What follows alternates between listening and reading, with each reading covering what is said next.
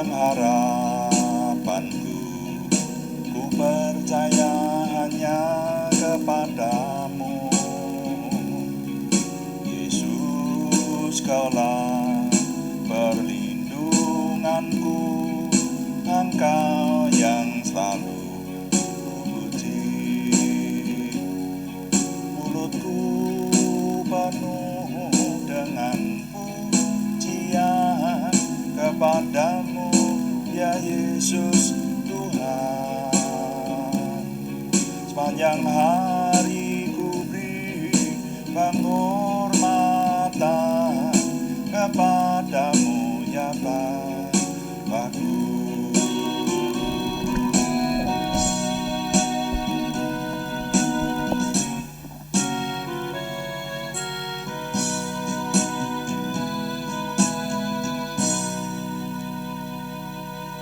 Kami sungguh mengucap syukur malam hari ini Tuhan memberkati kami. Kami menyerahkan doa malam hari ini, menjadikan nama Tuhan dimuliakan. Ketika nama Tuhan dimuliakan, kami semua diberkati sesuai dengan janji Tuhan. Dalam nama Tuhan Yesus Kristus kami sambut firman-Mu dan kami layani Tuhan dengan doa. Haleluya, amin. Selamat malam Bapak Ibu, saudara sekalian yang sudah bersama dengan kita di sini dalam doa malam kali ini. Nah, saudara sekalian, doa malam melalui online ini diadakan secara iman Kristiani dengan dasar keyakinan kepada Tuhan Yesus Kristus, Yeshua HaMasyiah, Juru Selamat dunia, Imam Besar Agung kami. Dan firman Tuhan yang didokumentasikan dalam kitab suci Perjanjian Lama serta Perjanjian Baru menjadi pegangan kami, menjadi pegangan kita. Saudara, malam hari ini masih dalam judul keadaan manusia setelah meninggal bagian 2, saudara ya. Ini masih menjawab pertanyaan dari Bapak Joko Santoso di Jakarta. Ya. Pertanyaannya adalah, bagaimana keadaan manusia yang percaya Tuhan setelah kematian? Kemudian, apakah langsung bersama Tuhan atau menunggu kebangkitan? Jadi perhatikan pertanyaan ini menyangkut orang percaya. Yang dipertanyakan adalah bagaimana keadaan manusia yang percaya atau orang percaya. Nah, ini telah kita coba pahami pada bagian yang lalu atau yang di dalam judul keadaan manusia setelah meninggal bagian 1, saudara ya. Nah, orang beriman atau orang percaya adalah orang yang meyakini adanya yang Maha Kuasa dan juga disebut Tuhan yang Maha Kuasa atau Tuhan. Orang percaya kepada Tuhan dalam nama Tuhan Yesus Kristus disebut orang yang beriman Kristiani, ya, atau orang Kristen. Nah, umat Kristiani meyakini bahwa setiap orang yang percaya kepada Tuhan Yesus Kristus itu nanti kalau mati masuk ke dalam kerajaan kekal, masuk di dalam kerajaan Tuhan sendiri. Jadi masuk surga. Setiap orang yang percaya kepada Tuhan Yesus Kristus sebagai juru selamatnya. Nah, ini berdasarkan kepada firman Tuhan di Injil Yohanes pasal 3 ayat 16, karena begitu besar kasih Allah akan dunia ini sehingga Ia telah mengaruniakan anaknya yang tunggal supaya setiap orang yang percaya kepadanya tidak binasa melainkan beroleh hidup yang kekal. Nah, ini sudah banyak yang hafal ayat ini. Nah, dengan pemahaman seperti itu maka umat Kristiani itu meyakini bahwa untuk masuk surga, untuk masuk ke dalam kerajaan Tuhan itu tidak berdasarkan kebaikan manusia, usaha manusia. Iman Kristiani meyakini bahwa usaha manusia akan sia-sia, tidak akan sampai ke surga, saudara ya. Termasuk amal kebaikan, tetapi semuanya itu hanya oleh kasih karunia Tuhan dan oleh penebusan Tuhan Yesus Kristus saja. Saudara, ini kalau dijelaskan cukup panjang, tapi saya berharap sudah cukup banyak dari saudara yang memahami akan hal ini. Nah, sejarah suci menyatakan bahwa sejak manusia jatuh dosa, maka anak cucu Adam itu terpisah dengan Tuhan. Nah, itu yang kita percaya. Jadi dosa itu pada hakikatnya keterpisahan dengan Tuhan itu. Manusia berada di bumi yang dikatakan ini tanah yang terkutuk gitu, saudara ya.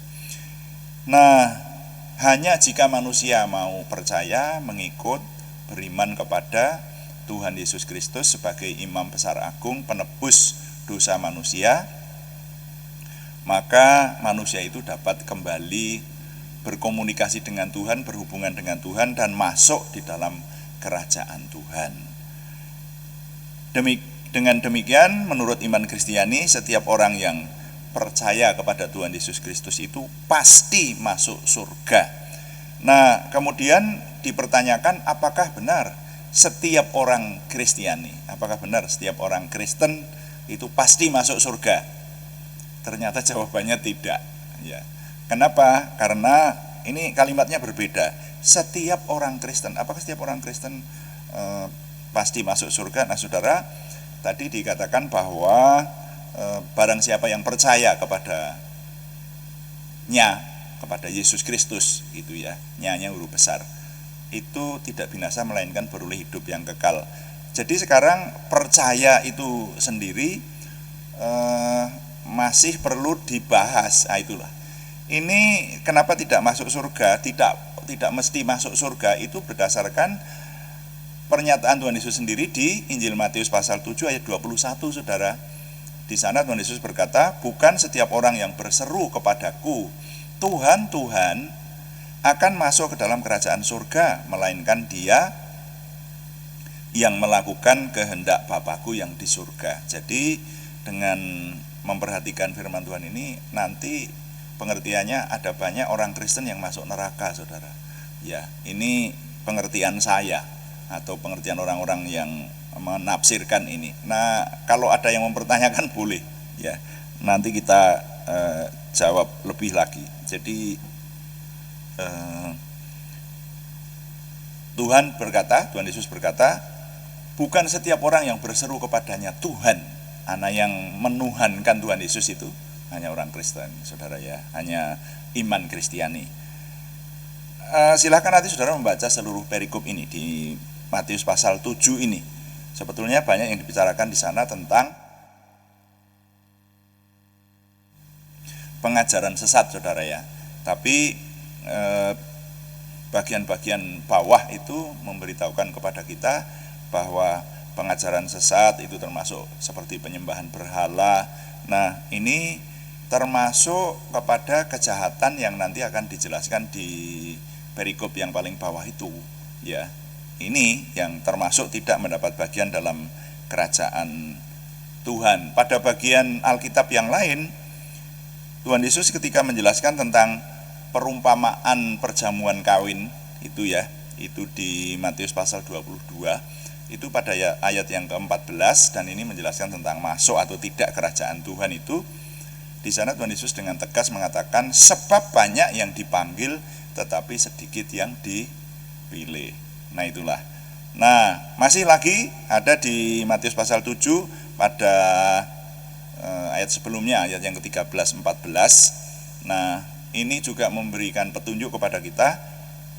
Tuhan berkata, masuklah melalui pintu yang sesak itu, karena lebarlah pintu dan luaslah jalan yang menuju kepada kebinasaan, dan banyak orang yang masuk melaluinya. Karena sesaklah pintu dan sempitlah jalan yang menuju kepada kehidupan, dan sedikit orang yang mendapatinya. Jadi saya menerima pernyataan firman Tuhan itu bahwa untuk mencari surga itu tidak mudah. Tapi hanya sedikit orang yang mau bersusah-susah untuk mencari kerajaan surga atau kehidupan gitu ya. Tetapi kalau yang menuju neraka itu gampang, hidup sembarangan gitu aja sudah masuk neraka. Dan banyak orang yang melalui jalan yang lebar dan lapang ini. Nah, dengan pemahaman ini maka kita diberi gambaran bahwa tidak semua orang yang disebut orang percaya, ya, yang disebut umat percaya atau orang beriman atau orang Kristen itu akan masuk surga. Memang janji Tuhan orang percaya atau umat Kristiani itu setelah mati rohnya akan masuk surga. Tetapi yang disebut orang percaya atau orang Kristen itu masih terlalu umum, saudara. Ya, orang percaya gitu saja. Nah, pertanyaannya begini, kalau kita cermati, saudara-saudara sekalian, yang disebut orang percaya atau orang Kristen itu ada yang percayanya hanya di KTP saja, ya.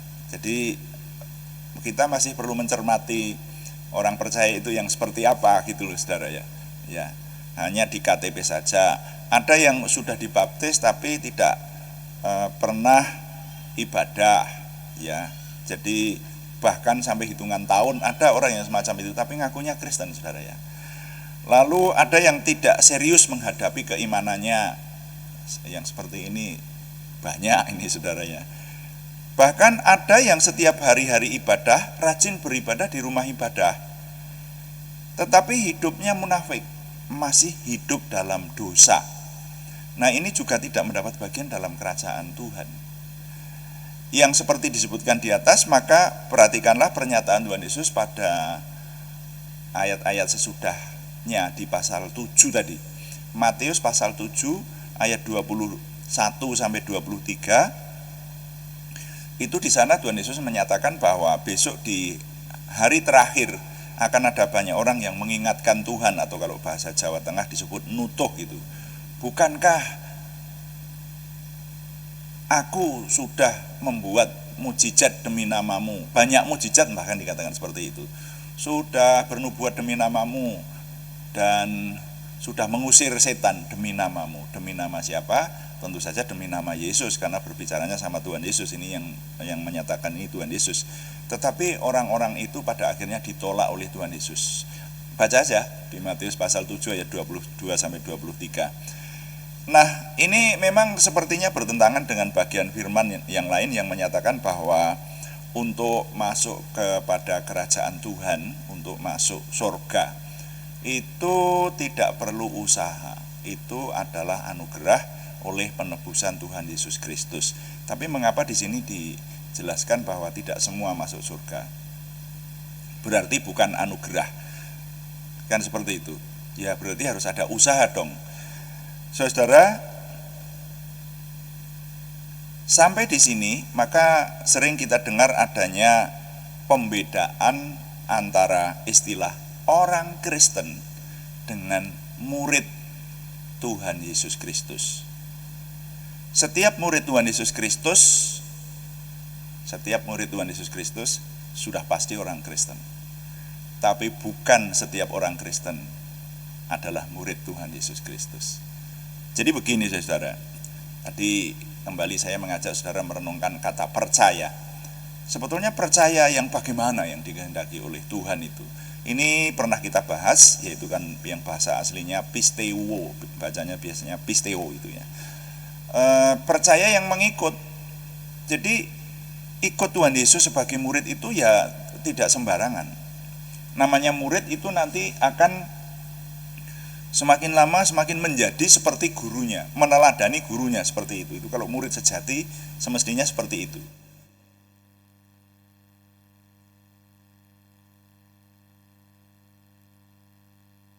Nah, sehingga saya memiliki sebuah asumsi atau dalam pemikiran saya, orang-orang yang disebut murid Tuhan Yesus itu yang mengikut Tuhan dengan serius. Kalau hanya sekedar Kristen tapi tidak serius, itu bukan murid Yesus.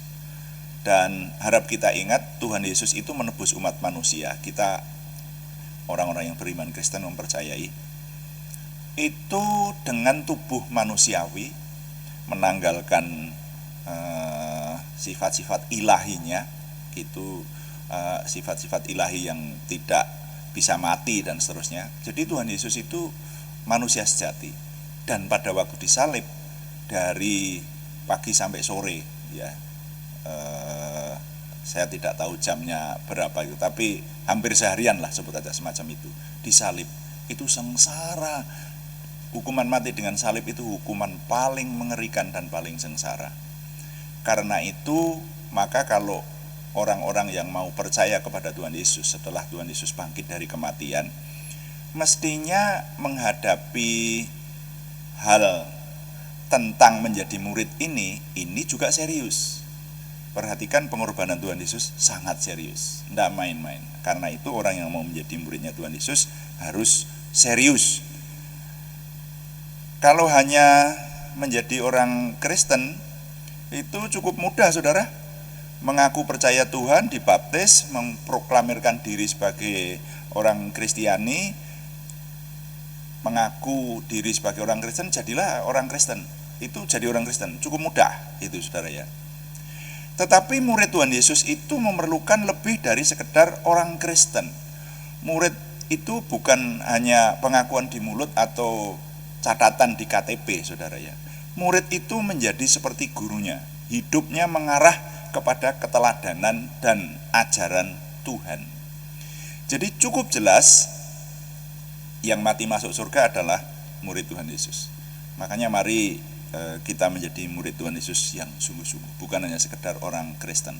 Ini mulai memfokus menjawab pertanyaan Pak Joko Susanto di Jakarta ya. Jadi yang masuk surga itu yang mana? Yang masuk surga adalah murid Tuhan Yesus Kristus. Saya bisa menambahkan pernyataan di bagian-bagian Alkitab yang lain bahwa untuk ikut Tuhan itu tidak sembarangan, tidak bisa semau gue. Jadi sampai di sini kita dapati bahwa yang mati masuk surga adalah yang disebut orang percaya yang benar-benar adalah murid Tuhan Yesus Kristus. Saudara, pemahaman selanjutnya akan kita pahami pada bagian berikutnya itu ya, dengan judul yang sama, yaitu keadaan manusia setelah meninggal, nanti di bagian 3, saudara ya. Sampai di sini dulu, kalau ini memang belum ada kesimpulannya. Tetapi untuk menjawab pertanyaan Pak Joko, memang rasanya tidak bisa hanya satu kali dalam sesi doa malam. Ada beberapa sesi. Saya berharap menjadi berkat buat Pak Joko dan juga buat kita semua yang menyimaknya. Tuhan dipuji, amin. Mari kita melayani Tuhan dengan doa. Kita akan menaikkan doa syafaat dan juga doa-doa untuk saudara kita yang nama-nama yang masih perlu dinaikkan dalam doa. Kita melayani Tuhan dengan doa untuk saudara kita, terutama yang membutuhkan kesembuhan. Mari kita sembah Tuhan dan kita akan menaikkan doa syafaat kita. Haleluya, haleluya, amin. Haleluya, amin.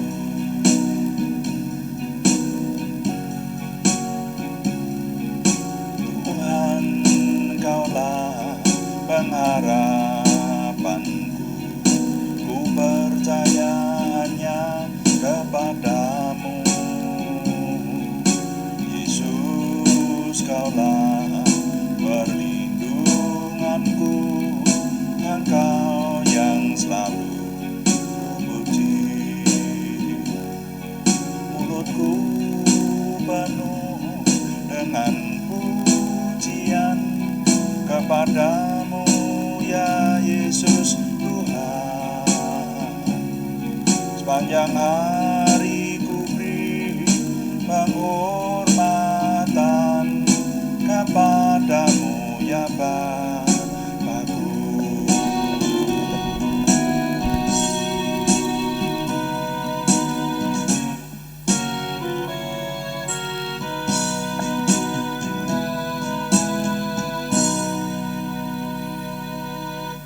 Bapak, terima kasih untuk doa malam yang Tuhan anugerahkan kepada kami hari ini.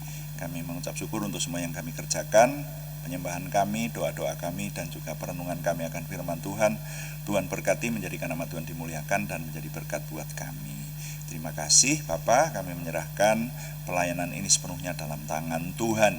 Tuhan yang menolong kami untuk dapat menyempurnakannya menuju kepada kesempurnaan Tuhan sendiri, juga Tuhan yang berkenan semakin menggunakan sehingga semakin banyak umat-Mu, semakin banyak kami dipanggil untuk diselamatkan dan juga diteguhkan imannya. Terima kasih, kami berdoa syafaat untuk bangsa dan negara kami, tetap kami doakan supaya tetap ada dalam damai sejahtera Tuhan, bahkan lebih lagi Tuhan memberkati pemerintahan kami maupun rakyat yang ada, Tuhan menolong kami.